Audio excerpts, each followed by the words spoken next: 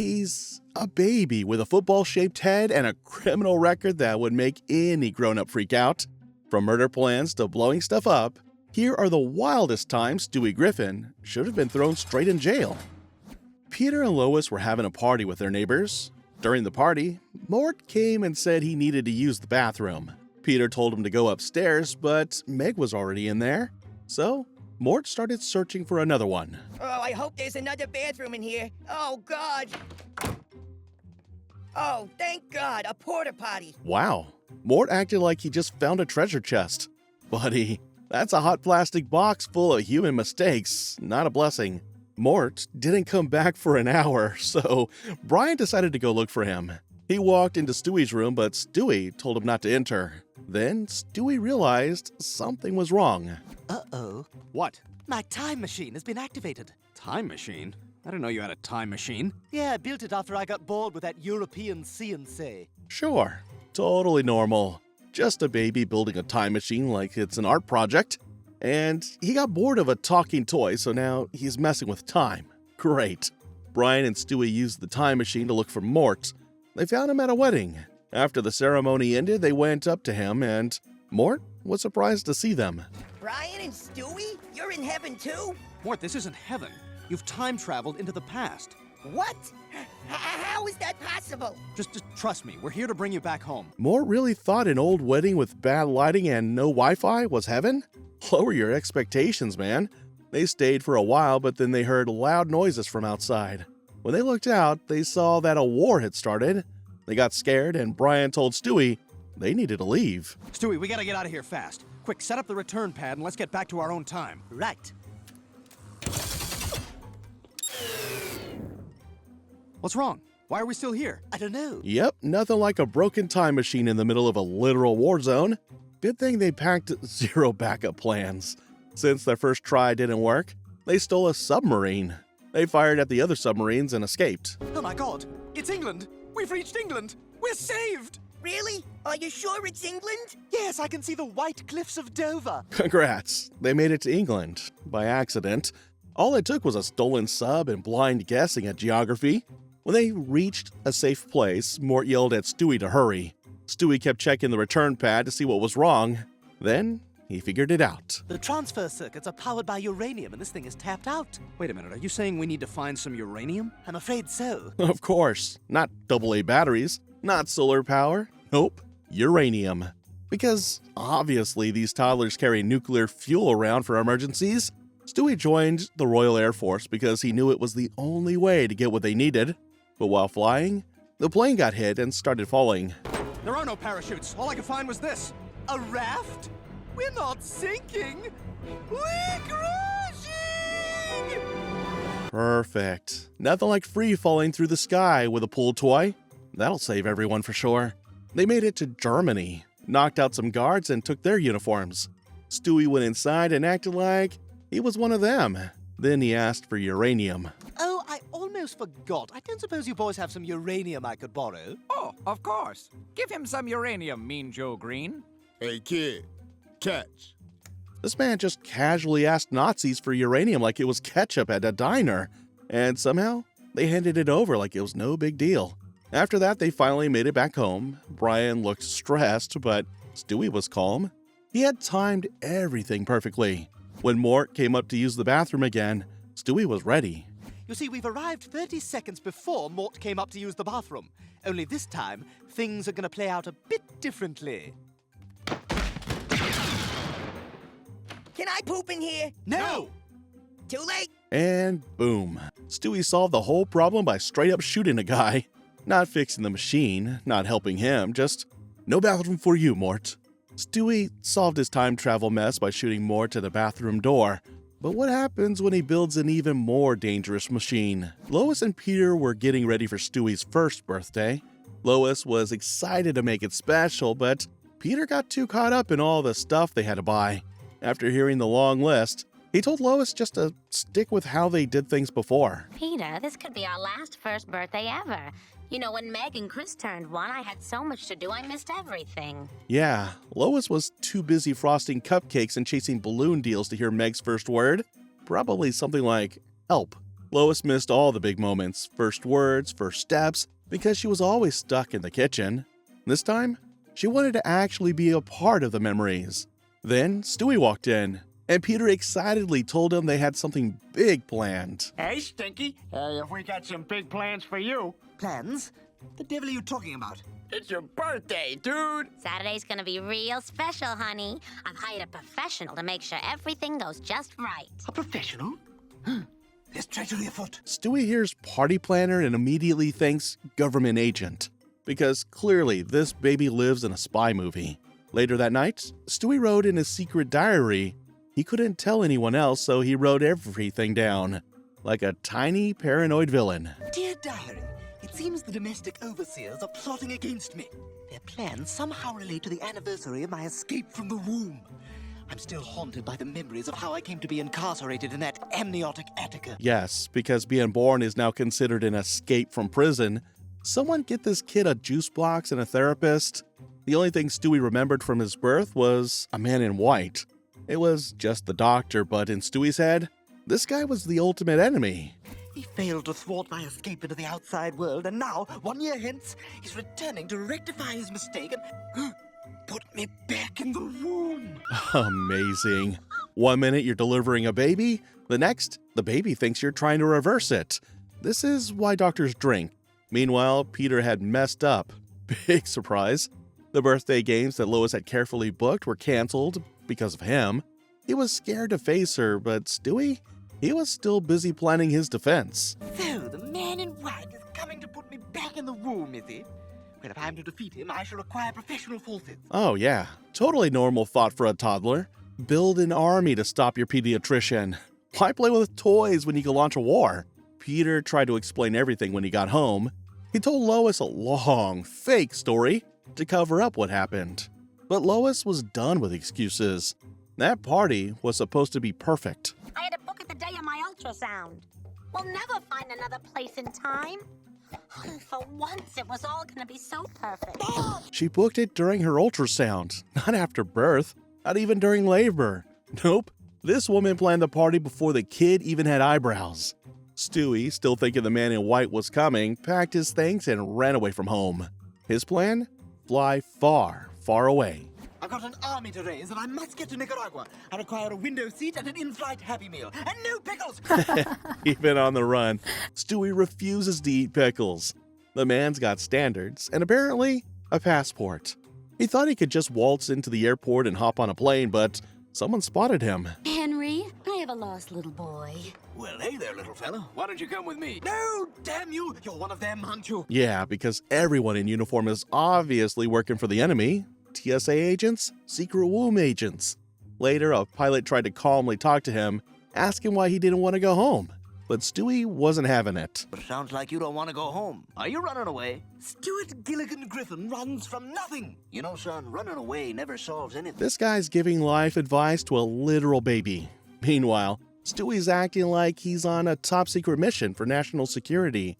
Back at the Griffin house, the leader of the cult Meg had recently joined showed up to check on her. But Stewie saw him and immediately thought it was the man in white. Greetings, man in white. I've been expecting you. Who said that? Peekaboo, I see you. Well, that's not creepy at all. Just a baby hiding in the shadows and greeting cult leaders like Batman. The cult guy opened a drawer and heard Stewie's voice from a recorder. He asked what Stewie wanted. Freedom, what do you want? I want to get the hell out of here. Oh, I'm sorry, we're fresh out of that. I'm afraid all we have left is untimely death. When a baby starts threatening untimely death, it's time to pack your bags and rethink your job. After handling the situation, Stewie came outside. Lois picked him up, ready to celebrate his birthday. It was time for cake. And this cake is yours, too. Hey, Stewie, make a wish. If you blow out the candle, it'll come true. That's right, little buddy. What do you want most in the whole world? If they only knew. Stewie's wish probably involved lasers, explosives, and total world domination.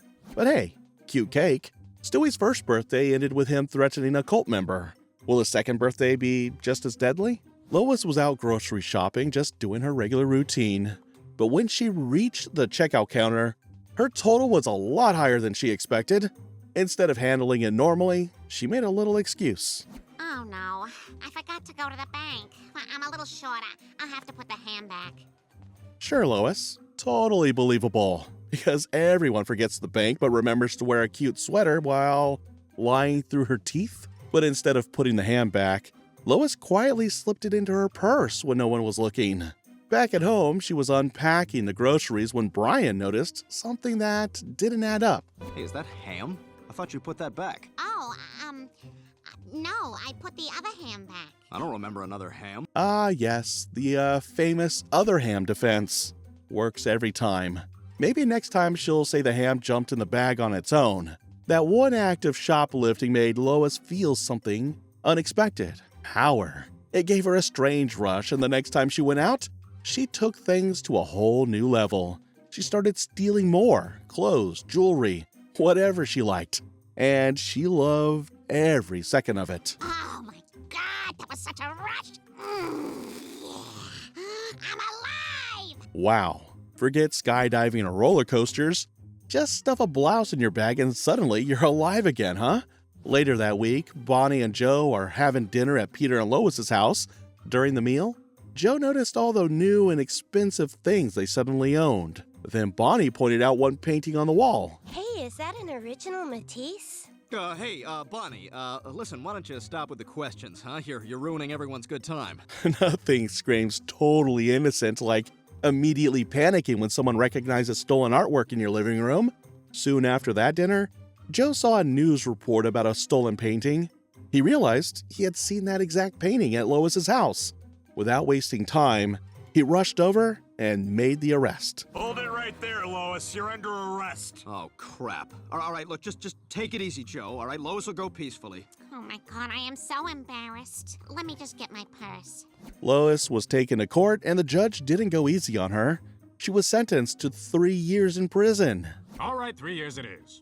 3 years in prison? Oh my god, what have I done? Well, Lois, you stole a painting, jewelry, and probably a few sweaters. This isn't Monopoly. You don't just pay $50 and skip jail. Things fell apart at home fast. The house was a mess, no cooking, no cleaning, and no one was changing Stewie's diapers. He was losing his mind. Peter, there's so much duty in here. I can't take it anymore. I haven't eaten in 4 days because I just can't fit anymore in there. Help me. Ah, that poor baby was out here fighting for his life, buried in filth and running on fumes. All because Mom went full klepto. The whole family visited Lois in prison. She had time to think and realized what she did was wrong. Peter, however, had his own idea about fixing things. Not necessarily. I think I got an idea of how to smuggle you out. Bye-bye. Take care now. Have a nice day. Oh, great. Peter's solution to felony theft is more crime, because nothing says family values like prison break plans with toddlers. After escaping, they found a van and hopped inside. But soon, Lois started feeling guilty about everything. You're all accessories to my escape. She's right. We're fugitives from the law. What the hell is wrong with you? I'm a dog, all right? Even Brian's out here having a mental breakdown, and he's the one who usually enjoys chaos. That's when you know it's bad. But Peter didn't seem to care about the law or common sense. Well, then we're fugitives, but at least the family's back together. I wonder where we're going. Calm down! Yes, nothing fixes crime like a forced family road trip. Maybe next stop, robbing a bank together for bonding. To stay hidden, they moved to a cheap apartment in Asia Town, but Joe tracked them down anyway. The chase began. Come on, everybody, over the fence. Ah, yes, a fence. The cripple's natural enemy.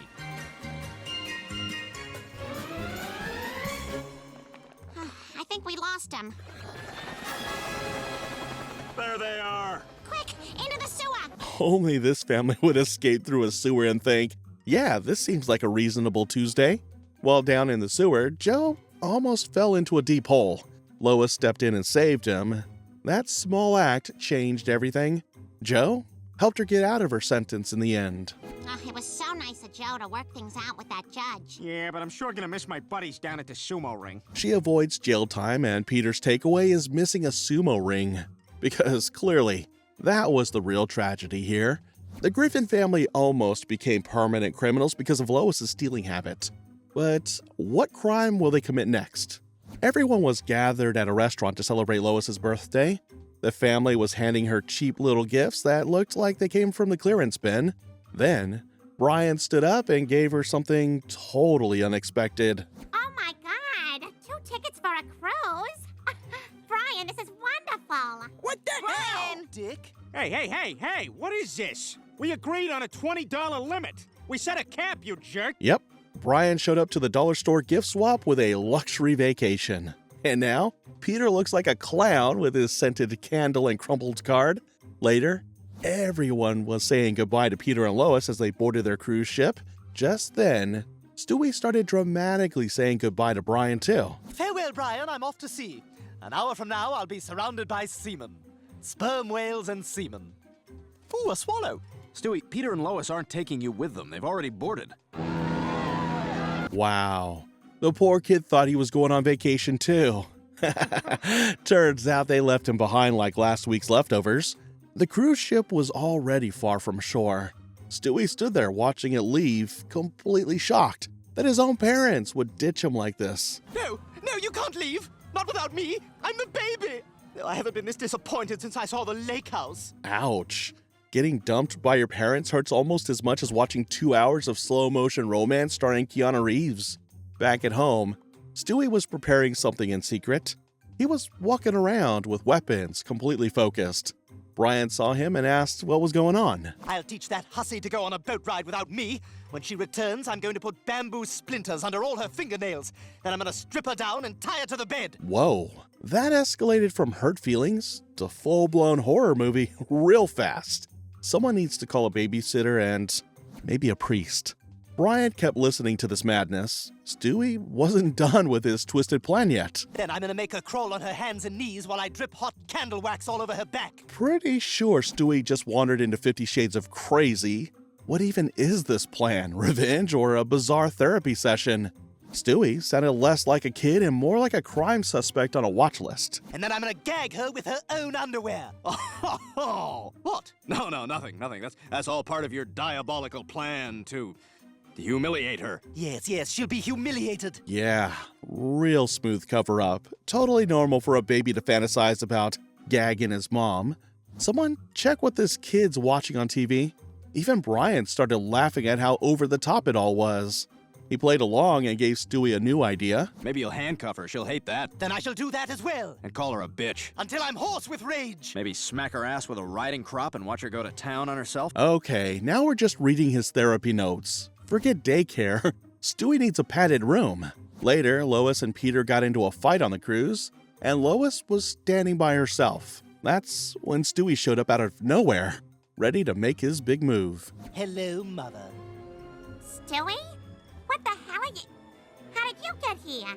Oh, there's a very simple answer to that. You drove me here, Lois. Nothing says surprise like your infant son popping up on a ship in the middle of the ocean with a grudge and a smirk. Lois was confused and thought maybe he just missed her, but no. Stewie had other plans, and they were way darker than homesickness. What are you doing with a gun? Something I should have done a very long time ago.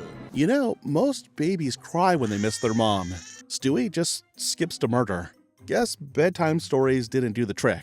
Back at home, Meg had taken over the household. Stewie told Brian that Meg had changed a lot since Lois was gone. What are you talking about? Lois's death was an accident. Which is just what someone who pulled off the perfect murder would want you to think. Of course, every suspicious person calls it an accident.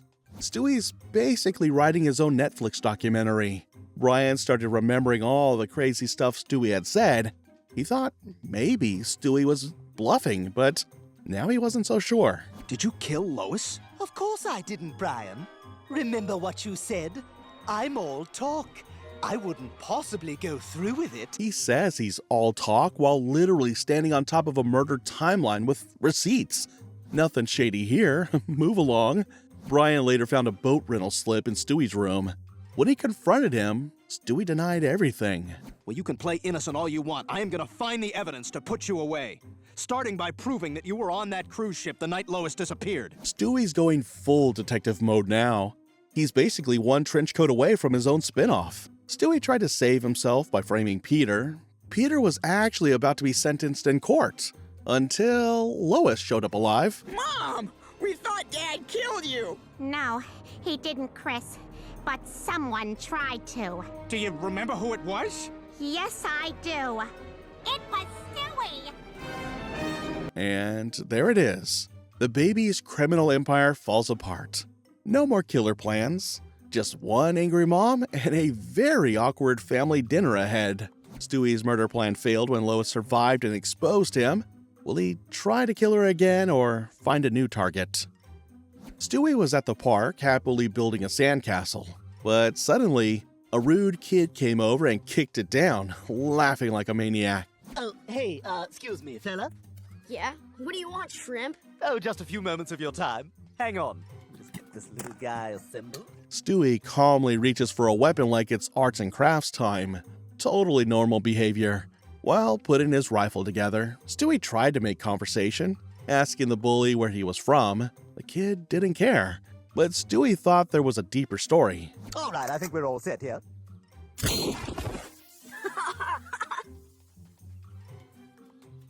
Wow.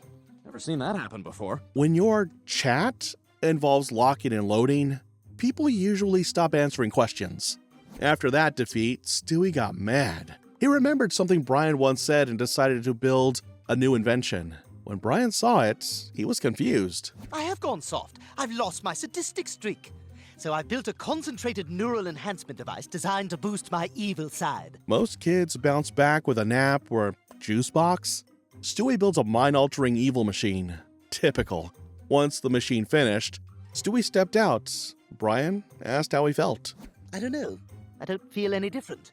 Well, why don't you try insulting me? Yeah, okay. Stewie's version of feeling normal is being unsure if he's more evil or just gassy. But what Stewie didn't know, that machine made an evil clone, and that clone came straight for Brian. Oh, jeez, you scared me. What happened to your clothes? Hey, what are you doing? When a clone shows up and attacks, it's usually not a great sign. Then, real Stewie showed up, and Brian was totally confused. What the hell is your problem? Me? What did I do? You're the one going all Michael Hutchins over here. You just stay away from me, you psychopath! Brian's having a full meltdown while Stewie's just annoyed no one can tell him apart from his evil twin. Then, the clone smacked Stewie, cut off Brian's tail, shoved it in Stewie's mouth, and ran into traffic. Oh my god, a baby! Are you okay? Yep, just your average day. Assault, tail eating, and baby in the road. Finally, both Stewies were fighting and Brian had a gun. But he didn't know who was real. Brian, it's me, Stewie. Shoot him! No, Brian, you know me. Look at me. Shoot him! Good luck picking which deadly baby to shoot under pressure. So, Brian used the one trick that always worked. Look at your feet. Why? They're just feet. What are they doing down there? They're like leg hands. And just like that, logic flies out the window and both Stewies break down over their own feet. Stewie's evil clone caused chaos before being destroyed. What other dangerous inventions is he building in secret? Meg went on a trip to Paris with her friend, hoping for a fun time away from home. But things went horribly wrong. She fell for a scam and got kidnapped while she was still on the phone with Peter. My little girl is in terrible danger. Ma'am, the men who took your daughter are most likely members of a sophisticated network of human smugglers. If she's not found within 96 hours, chances are she's gone forever. Yep, just your average overseas vacation. Sightseeing, shopping, and a full-blown kidnapping. Brian realized how serious things were and rushed to tell Stewie. He told them they had to step in and fix this themselves. Look, you're the only one who's got the know-how and the technology to help us track her down. Interesting. Last week, all my gadgets were hooey. Funny how suddenly Stewie's gadgets go from useless junk to our only hope once Meg goes missing. Using Stewie's tech, they tracked Meg's steps in Paris. They found the man who told her where to stay and tried questioning him. You know, I really only smoke when I drink. Oh, well, this is nice. This is a nice way to do this. Look, we need to know, have you seen this girl? Quick, he's getting away! So much for casual chit-chat. He ran like he owed them rent. While chasing him, the man got hit by a bus and died before he could talk. Damn it! He died before he could tell us anything. Brian, he's the first guy. The first guy always dies. Oh, I'm sure he didn't work alone. Classic action movie logic. If one crook dies, there's always another guy hiding behind a shady curtain. They found a new address, and Stewie, not wasting time, shot 2 men without blinking, then tortured another for info. Where is this girl? Where is she? We keep girls upstairs. Well, that escalated fast. Stewie went from baby genius to full-on hitman. They found out the girls were being sold. Soon, they discovered Meg was next. Oh my God, Meg! Wonder what music they're gonna use for her.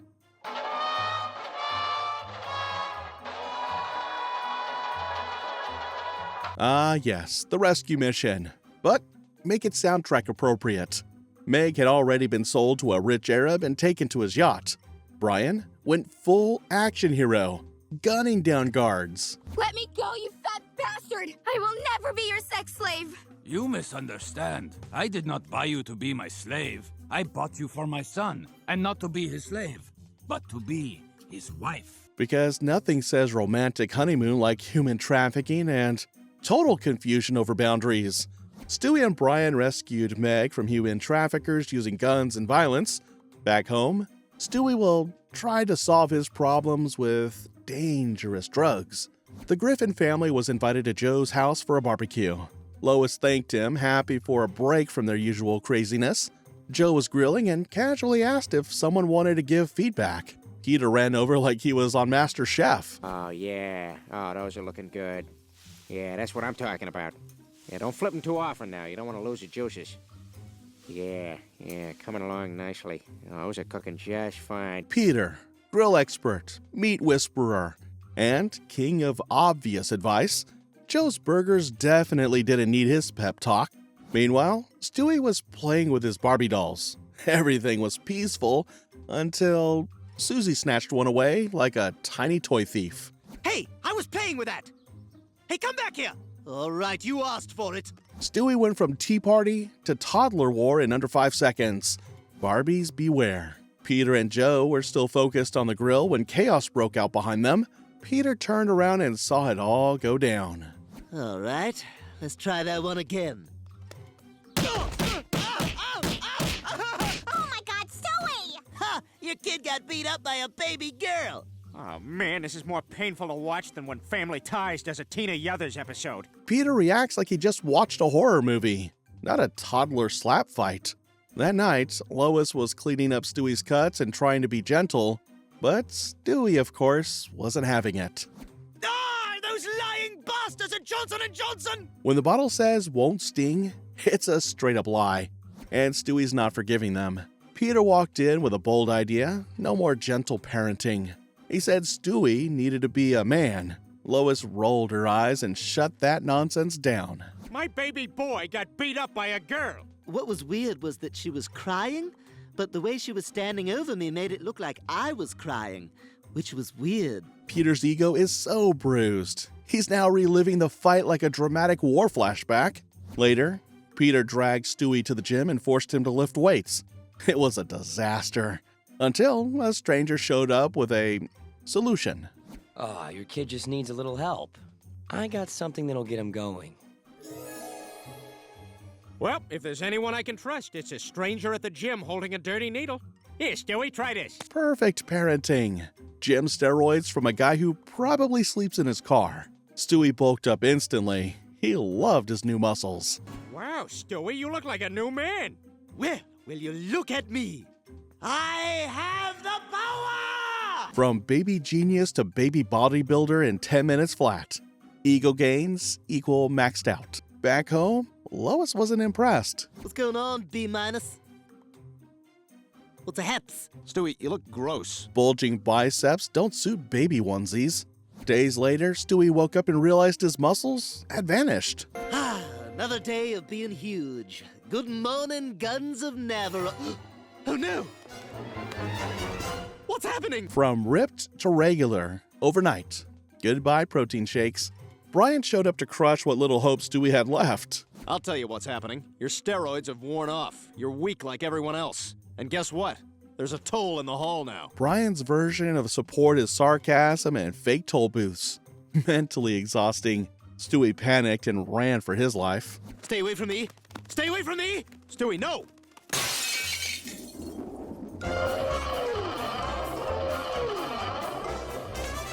And now, here's something we hope you'll really like. Steroids gone, confidence gone. Stewie's next move? Probably therapy. Stewie's steroid muscles disappeared, leaving him weak and scared. Next, he'll turn into a dangerous loan shark over a simple bet. Stewie had started betting on boxing matches. Most of his wagers were just with his stuffed animals, but he was taking it all way too seriously. Brian, thinking it was just a fun little game, decided to join in. Hell, give me $50 on Tyson. Yeah, you're in good company. Betting Freddy took the same wager. Brian really thought he was placing bets at a teddy bear casino, but Stewie was running this thing like the mafia. Of course, Brian's bet flopped. Tyson lost. He figured it didn't matter until Stewie came the next day like a baby loan shark. Hey, it's me. Knock, knock. So, you got my money? Huh? Oh, yeah, I'll pay you soon. Yeah, well, here's a suggestion. Have the money by tomorrow and there won't be any problems. Huh? Yeah, 24 hours. Stewie suddenly sounds like he watched too many mob movies. All he's missing is a bat and a cigar. Brian didn't take the warning seriously, but exactly 24 hours later, Stewie came back. This time, not so friendly. Oh, you know what? Just give me till next Friday. I'll have it for you.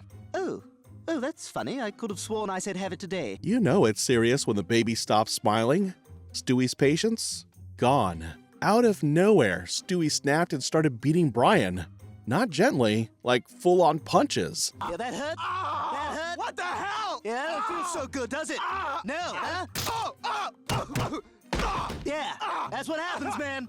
Nothing says pay your debt like a toddler going full WWE on your face. Brian tried to escape by disguising himself with a fake mustache, but that didn't fool Stewie for a second. He found Brian, dragged him, and tossed him down the stairs. Getting real tired of you ducking me, man. Yeah? Oh, my God. Yeah, getting really tired. Where's my money? Where's my money? This is no longer a joke. This is an unpaid loan beatdown courtesy of a 1-year-old in overalls. Stewie noticed Brian had money for a fake mustache, but not to repay the bet. That made him even madder. How much you pay for that fake mustache? $2.99. Listen, you just gotta give me more time. Don't make a fool out of me, man. Don't make a fool out of me. I want my money. $2.99 to look like a 70s soap actor, but $0 for Baby Vegas? Brian really messed with the wrong toddler. Stewie beat up Brian over a gambling debt like a tiny loan shark. But getting trapped alone with Brian will reveal their darkest secrets. Brian and Stewie were at the bank, checking out Brian's safety deposit box. Stewie, of course, questioned why Brian couldn't just bury his stuff in the yard like any other shady person. Brian said it was important. What kind of important? Let's see. You have a dead bird in there? What are you going to do with that? I was gonna take it home, show it to Lois, make her proud of me. Because clearly, nothing screams responsible adult like presenting your roommate with a decomposing bird. Real trophy moment. Stewie was getting annoyed. He'd just bought a $3,000 sweater and needed to return it, like urgently. While the two argued, the vault door slammed shut and locked them both in. I don't believe this. Hello? Hello? We're locked in! Did you just crap your diaper? I got scared when the door closed. Brian's fight-or-flight response apparently goes straight to his bowels. Stewie began banging on the door like a trapped raccoon, but Brian had a depressing reality check ready. You're wasting your breath. These bank vault doors close automatically at the end of the workday. This thing won't be open again till tomorrow. So, now they're stuck. One has poop in his pants, and the other has a fashion emergency. Great. Naturally, Stewie demanded a diaper change, but Brian didn't have any. Stewie reminded him in the most medical, dramatic way possible that this was urgent. Well, I can't be in a soiled diaper until tomorrow, Brian. We both know that. I'll get a rash, which could lead to an infection if left like this. All right, fine. I'll take the diaper off. This locked vault just turned into a biohazard. But it didn't stop there. Stewie went full gross and made the worst request anyone's ever made on television. So what I would need you to do is eat what's in my diaper, lick the diaper clean, and then put the diaper back on me. Somehow, he made each step worse. Then, Brian remembered something. They had a phone. Except, Stewie wasted the battery trying to return his sweater. It's dead. You wasted the one phone call we had to return a sweater? A $3,000 sweater, which I am now stuck with. They're trapped in a bank vault, surrounded by poop and regret, and the only thing that got handled was a Nordstrom return. Amazing. Brian, overwhelmed, slapped Stewie, but then felt so guilty he offered to help clean up with his tongue. Stewie was so horrified he puked on the floor. I would too. Got some dessert for you. You gotta be kidding me. Come on, it's throw up. You like throw up. I do like throw up. This might be the most cursed bonding moment in history. Then came the worst news. I just realized something. What? Tomorrow's Sunday. Translation? They're stuck for 2 full days now, and Brian's eaten more of Stewie than anyone ever should. Desperate and done, Brian opened a wine bottle from the box because, hey, if you're going to suffer, you might as well be drunk. Stewie joined in. I like hanging out with you, Brian. I feel like a big boy right now. Wine, poop, and trauma, true signs of maturity. Then drunk Stewie got a bright idea. He wanted his ear pierced. So, drunk Brian did it. Oh, wow. Oh. What is it? It's stuck. There, I think the pin's too thick to go all the way through. Get it out! Got it. Nothing says safe body piercing like doing it blackout drunk in a steel cage. Eventually, they got dramatic. Stewie handed Brian a gun, dared him to shoot, and claimed it wasn't loaded. Spoiler, it was. I'm sorry, Stewie. Me too. How long is this gonna last? No idea. And now they're traumatized and possibly concussed from a ricocheting bullet. Good times. The next morning, Stewie touched his bandaged ear, confused. I keep it in case I ever want to commit, okay? Wow. Oh my God, you're serious? Yep. They went from poop jokes to an actual mental health confession in under 10 seconds. And that's a wrap on times when Stewie should be put in jail. If you want to see times Stewie Griffin became completely traumatized, check out that video.